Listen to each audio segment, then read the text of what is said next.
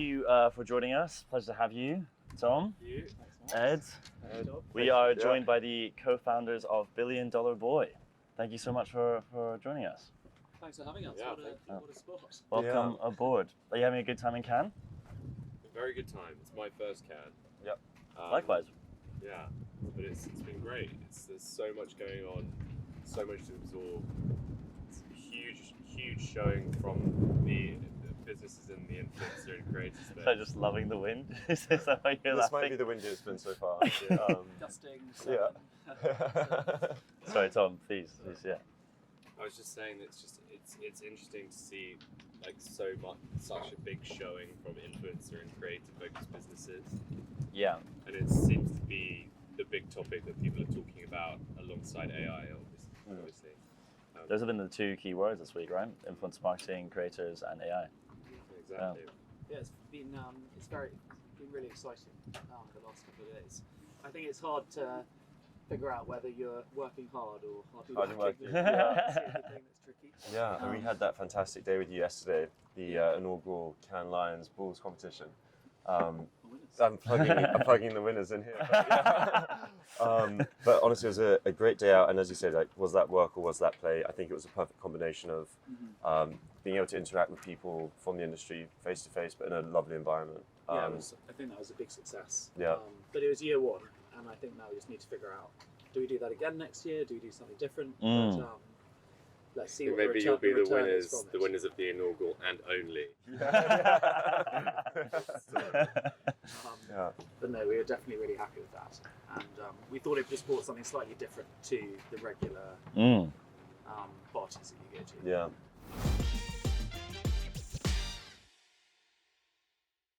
If you look back, 5, and you guys have been part of this journey, right? 5-10 years ago, we were excited when we could sell through a £10,000 project. Yeah. Nowadays, we're looking at having conversations around $10 million deals, and we're thinking about how can we make $50 million deals. So the people that we're having conversations with are very different. It's no longer a creative director or an account manager. We're talking to the CMOs or perhaps even the CFOs, and they're trying to think, okay, we see value in influencer marketing, but how much of our budget are we going to be able to allocate to that, and how do I justify that to the CFO, or as a CFO, how do I justify that to the board or the CEO? And I mean, in the marketing world, there's a lot of relationships within that. It's very relationship driven, and so that's definitely a part of that. What do you think? Are you seeing conversations shift? Who you're talking to shift as well? Well, I think we'd like to be having these conversations about the $10 million deals too. That sounds great. But are we seeing a shift? I think obviously it's maturing, the space. And more so, either the marketers we were working with 10 years ago, who were just marketing managers, they're now becoming more senior within those organisations. But also those senior marketeers are seeing different ways for influencers to be activated across other sort of channels. Yeah. So BDB, one of the areas we've been pushing really heavily on, and I'll let Tom talk to this, is creator advertising, which is Tom, trying to define that for everyone. Yeah, so I think you're right. Those kind of senior C-suite level team members at these brands are now increasingly taking this space seriously. Yeah. What we've been doing at BDB is we obviously do a huge amount of influencer marketing work in the traditional sense of what people would think influencer marketing is. You know, create a channel first content that you might be utilizing further through paid spend or whatever, but that's not the primary purpose of putting it out there. On the other side of the coin, we're looking at what we call creators in advertising, which is how do we integrate talent in a more meaningful way across the marketing mix? How do we take a traditional approach to putting together a creative and strategic platform with great talent that are able to do that on behalf of these brands, and then really power that work with creators and integrate them fully. So that's what we're doing much more and more of, and what we're hearing clients want more and more of. That definitely makes sense. Well, that. And I think when people ask what's your USP, how are you different? Well, 100% Companion is a massive advantage we have over a lot of the other players in the space. But also I think this move we've made into creator advertising, or creators in advertising, bringing in fantastic creatives and strategists from other big, well-known agencies, merging that discipline with influencer marketing, and now creating this creative and advertising approach. Those examples of work are what the clients are really getting excited about, and especially those senior clients, because they're seeing the value of influencer goes so much further. I think what's really smart in what you just said there was hiring people that have worked in those advertising networks or agencies before, that they will understand the nuances of how they operate. Yes. And I think that's a vital step for us. We've perhaps also, again, like last 5 years, professionalized our interactions with creators. But now with consolidation happening, it's not just acquisitions of influence marketing agencies, it's also brands wanting to play with just one agency. And to do so, we have to think much more, okay, how can we professionalize the ways of working with these different stakeholders? So was that a strategic move exactly for that reason? I mean, I think they understood. First of all, they understand all the different marketing channels which we didn't necessarily understand, and we're still learning a lot about. Yeah. But also, they spoke the same language that those senior buyers understood, which again we couldn't speak at the time. Now, though, more and more so, we're starting to understand it ourselves. So it's been fantastic bringing in talent from those other agencies. And typically those are big media agencies or big creative agencies. And I think it's pretty clear now that when you start to see the work, examples of our work from like the work with Candy Crush to Heineken.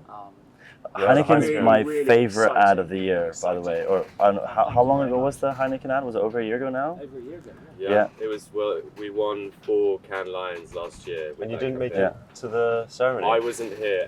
Ed was in Cannes. I would say, but I don't think we realised quite how big a deal that actually That's was. huge. Yeah. In fact, in all honesty, we really didn't realise. And then, It still is my favorite ad.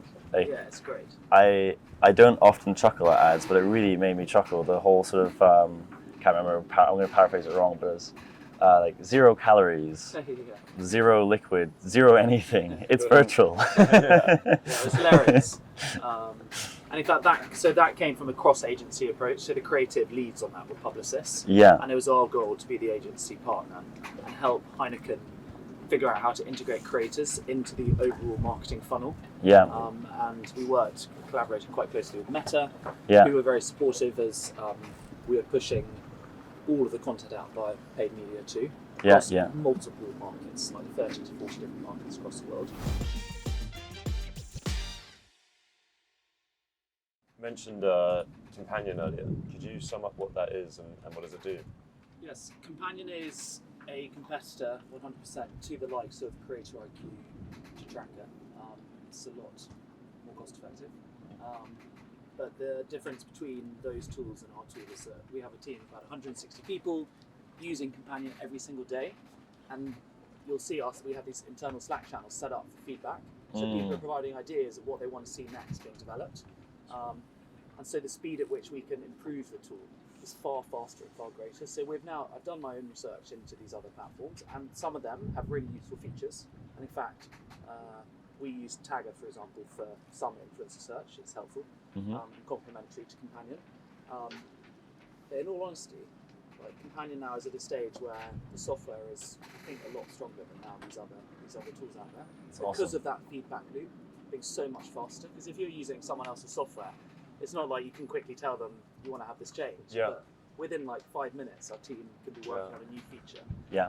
Off some feedback over Slack. Yeah. We recently just made a move for that exact reason. So we I guess also have our own technology and we use it to provide a service.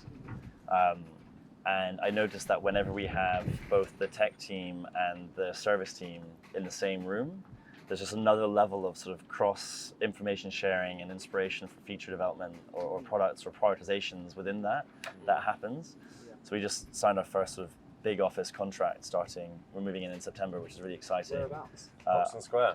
Hey, exciting. Yeah, That's great. it's Thank you. It's a big step for us. Since inception, we've never had an office other than co-working spaces. So it's going to be a great opportunity to get the team together and Dom, are you now in London? I'm in Berlin. Yeah, I'm in Berlin, but I think one of the pull factors with the office is I'll be in London much more frequently. So at the moment I'm averaging about a week a month in London, and that should soon increase, I think. But Tom, I know you've also taken over Europe at BDB. Yes. And we spoke briefly on LinkedIn about growing a team out in Germany and other parts of the DACH region. How's that all going? Yeah, good. We, we've been doing a huge amount of work across Europe for a long period of time. We've activated in 45 countries across the region.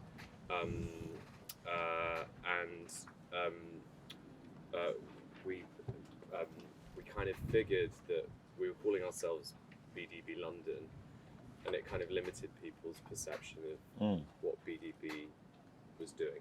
Right.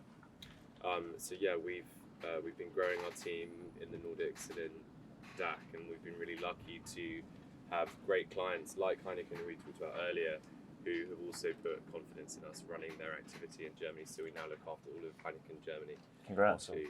Yeah. Cooler as well, which is one of the SC Johnson brands. When you said cooler, I thought cooler Cooler than than that that, is.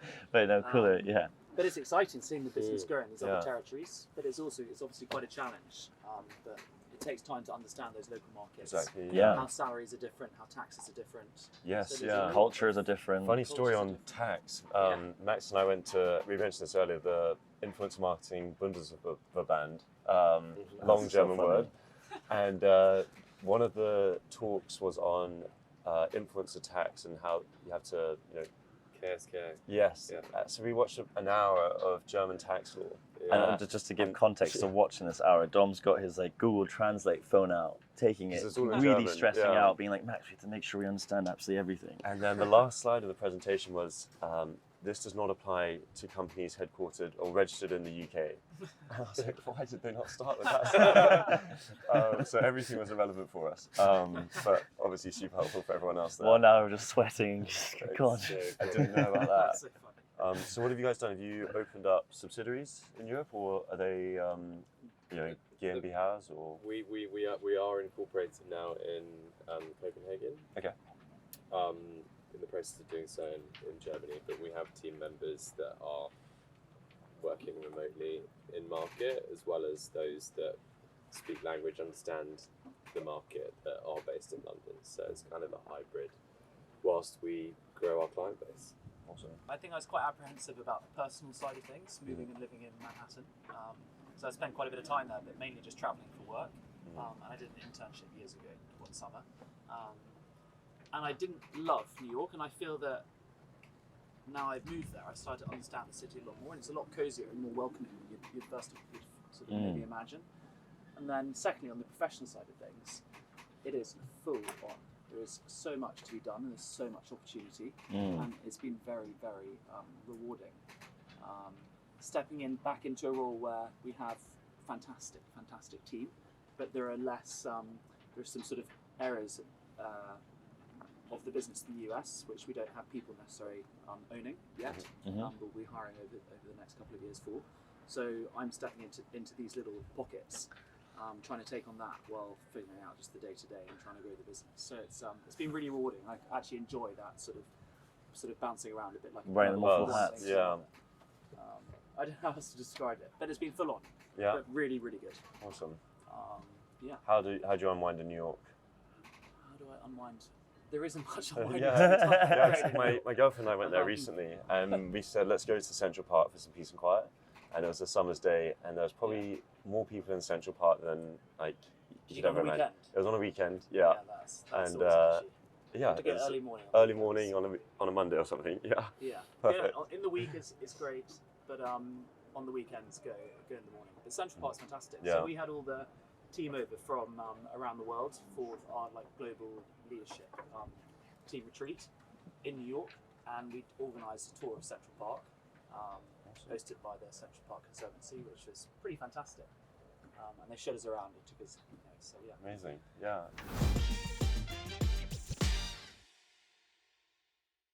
Something I'd love to talk about, if we can, given both of you have been in influencer marketing since its infancy. Could we wind the clocks back? What was the genesis moment? What was the first conversation? Why did you take the leap to go into this space? And yeah, let's start there and see where we go. Asking us to go back 10 years. Yeah. We were working in film, Ed and and we started to use YouTubers to promote the films that the company was releasing. And we were like, there's something here. And the company was enormously keen to focus and invest on it, and the opportunity arose to leave and set up BDB, and that's what happened. And equally at the same time, we were talking to Camille, who was based in New York. She was a friend from university, because I went to University of Virginia as an undergrad for 4 years. And she was working at Tom Ford, part of Estee Lauder. And I remember she received this email from corporate comms one day saying, you can now start to pay Instagrammers to create content versus just bringing them to events. Yeah, I like that term, Instagrammers. And it was this moment where we're like, okay, so there's YouTubers, there's Instagram, and so we partnered up with Camille. She got New York going while we got London going. And it was really exciting. But at first we also offered one other service, which was to help movie and TV companies monetize clips of their films on YouTube. And so we grew out that business over 4 years. We thought it did feel quite complementary and sat alongside what we were doing with trying to promote films and brands with YouTubers. But actually it was quite, we realised it was quite distinct and quite actually quite different in the end. So we grew that business, and then we sold it to a Dutch company called Vintage House, and then we reinvested all of the proceeds from that sale back into BDB, which was probably a bit of a risk at the time because massively. The YouTube monetization side was profitable, growing slowly, but it was a really great business. The $1 billion, the influencer marketing agency side of things was it was still quite early days. But we could see there was growth. It wasn't profitable then, and then quite quickly we won a few big deals, and that investment allowed us to stay independent because a lot of other, I mean, you'll know, I guess, from the people we've been speaking to this week, they've had to raise a lot of money to get where they are. And you guys have never taken any financial investment? Well, we took on like a tiny bit at the beginning from family and friends just to get us going, so we could pay ourselves a salary. But we were also making money from day one from the YouTube monetization side of things. How did you land on the name $1 Billion Boy? That was probably I'll let I don't know what I just said there. I was kind of a bit nervous. But is it all good? Years earlier, like sort of age 18, 19, I was building websites just for friends and stuff. And used to listen to a lot of Pharrell's music.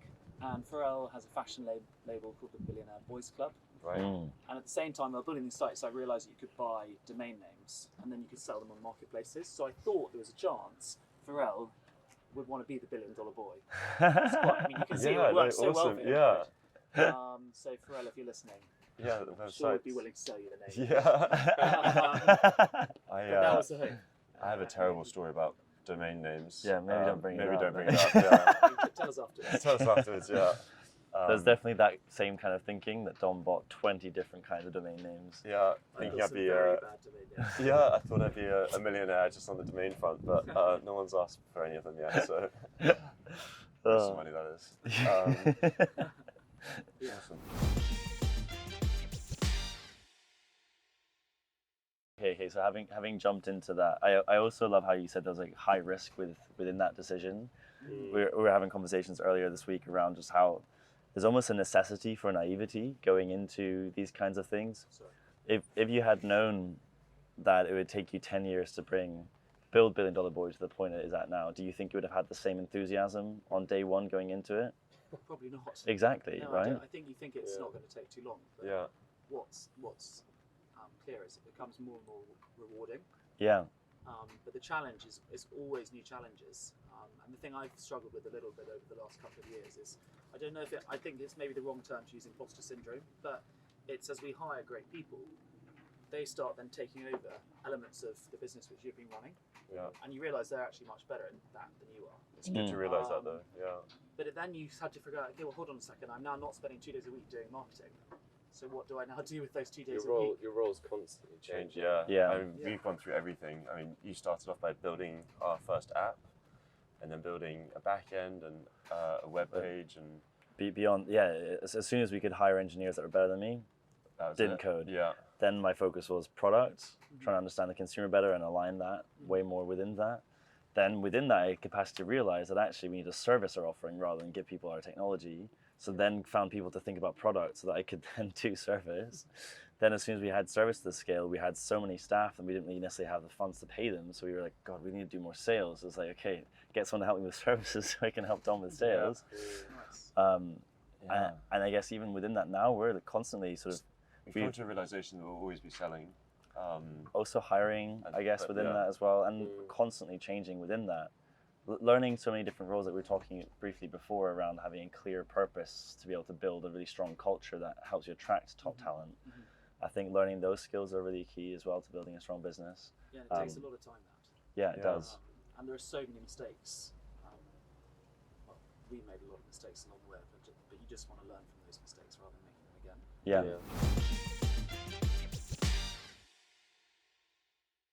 But we set out a new vision, and it was a piece of work that we did last year where we actually basically hosted internally forums and discussions around the problems that exist within advertising and then discuss what could be the solutions to those problems. And then off the back of that, we came up with, rather than values, we came up with what we call behaviours, so the way we want people to behave. Love that. So an example of one of our behaviours is treat clients like friends, treat your team like best friends. That's cool.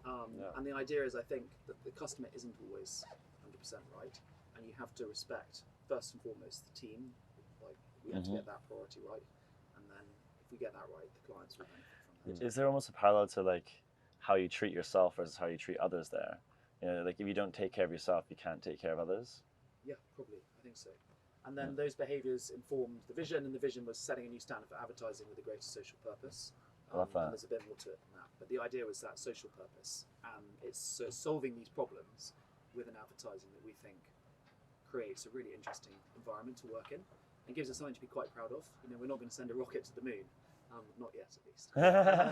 But we feel like we can make a change within those problems. So one by one, we're launching these new initiatives which are driven by teams internally, and they suggest actions which need to be taken to solve problems, and then the business supports people driving those actions. Do you mind just repeating, how would you define the purpose in a sentence for the team? For us, it's setting a new standard of advertising with a greater social purpose.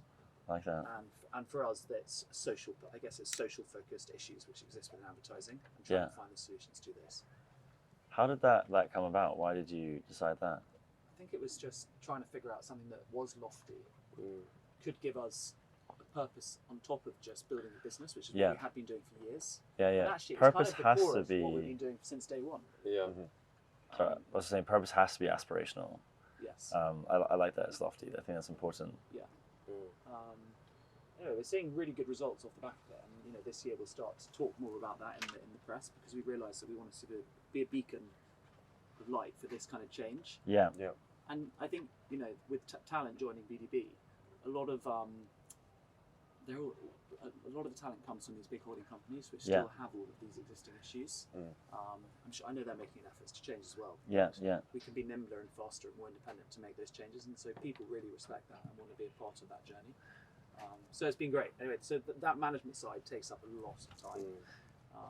But it's worth investing a lot of time. The team are really into it as well, and they're driving forward their own initiatives. It's awesome. Which is amazing, because it's taking on a life of its own. It's not like something being dictated to 150 people. It's 150 people going, we believe in this too, and I'm going to push forward this initiative to plant 5 trees for every influencer we work with. I'm going to pursue another initiative on another one of our behaviours. So. But it's almost like if we were given the challenge to take this boat to that place, rather than just obsessing with, okay, this is how we do this bit, this is how we do this bit, you're giving a very clear North Star. Yes. This is our purpose, and let's figure it out. We know we need to get there, and then we can operate in our own kind of way. I think if you're able to communicate rather than the operational terms of what you have to do, rather just focus on the vision, the purpose, and make sure you hire brilliant people like you are, they'll figure it out, and they'll come together in a strong team. And if they're best friends, you'd hope they work well together as well. Yeah, that's the idea. Because it is, obviously this stuff takes time as well. So this week we're 12 months in, and we've had quite a lot of actions and good solutions solved already. Yeah. But there's so much more to be done.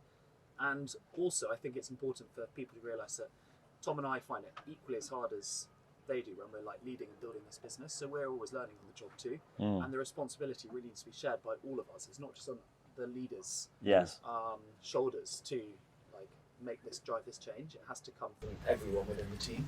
So that's something we're trying to encourage, and we're seeing actively happening is the most rewarding, exciting thing I think that we're doing at BDB. Do you find that your team at like all levels actually appreciate that? Yes. Yeah. Yeah. I hope so. It gives meaning at every stage. Okay, so we touched on what was sort of the genesis moment. We also touched on now very much like the North Star is what's driving you guys forward. Before we got to where we are today, any amazing success stories, any massive failures that you'd like to highlight? I'll give one example of a big failure that happened. There are plenty of those, and actually I think it's something we should shine a light on more. Yeah. Because it's really relatable for everyone, and then you realise, we can touch on ours as well. We're all just people. I don't know which ones you want to talk about. Getting a VAT bill. It's like, wait, what's this? Oh no! £26,000. Yeah. I don't think we had £26,000. This is like in 2015 or something. Yeah, we've lived that as well. I actually had to speak with. I had to call up HMRC and discuss how we could set up a pay this payment in plan. chunks. I can't pay this tomorrow. So that was quite nerve-wracking. We know that. It's those kind of things We've which had you that just never exact. I think foresee. ours was You about have the same 50,000. Yeah, You the never exact foresee same it thing. coming, and you're like, what is this? It was for us. It was £56,000. 56,000. It was like £5,000 a month that we didn't manage to pay off over a year. Yeah. Another one from our side. I think this is. You feel free to say a failure of mine in a sec, but Max has never really handled much of the admin at ThisThat. Incredibly good at handling basically everything else, but admin's my job. And Max signed up for. Max wanted to get an office in. Oh my god! In Edinburgh. Yeah, this is embarrassing. This is a good one. Do you guys want some water? Yeah. And I was in London at the time actually with the rest of the team.